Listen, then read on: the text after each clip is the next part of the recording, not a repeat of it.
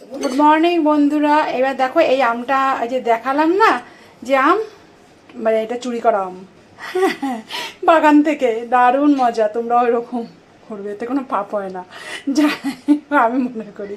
হ্যাঁ, তো যাই হোক, সেই আমটাকে ভালো করে আমি ধুয়ে এবার ছুলে নিলাম। এবার এটাকে ঘষে তোমাদেরকে আম মাখা করবো, দারুণ টেস্টি। দেখো, দেখতে থাকো। তোমরা এটাকে এবারে আমি ঘষবো, ঘষে কিভাবে আমটা মাখবো সেটা দেখো। কালকে ওই জায়গাটা ছিল গুপ্তিপাড়ার মানে হুগলি ডিস্ট্রিক্ট। হ্যাঁ, গুপ্তিপাড়াতে এটা থেকে আম বাগান অনেক অনেক প্রচুর এখন আমের দিনে।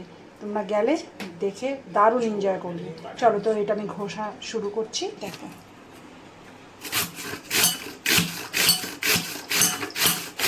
দেখো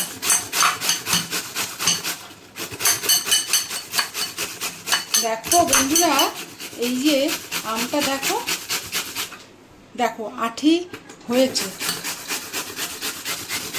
পুরোটা এইভাবে ঘষে নিই, দেখতে থাকো।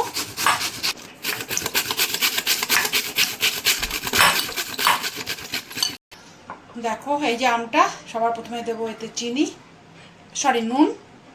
এটা নুন দিলাম, আর একটু নুন লাগবে, দিলাম। এবারে এতে দেবো একটু চিনি, বেশি করে একটু চিনি লাগবে। হ্যাঁ, আমি 2 চামচ চিনি দিলাম, আর একটু দিয়ে দিই। প্রচণ্ড টক, জানো তো, এটা পাকলে প্রচণ্ড মিষ্টি। এইবার দেব লঙ্কার গুঁড়ো।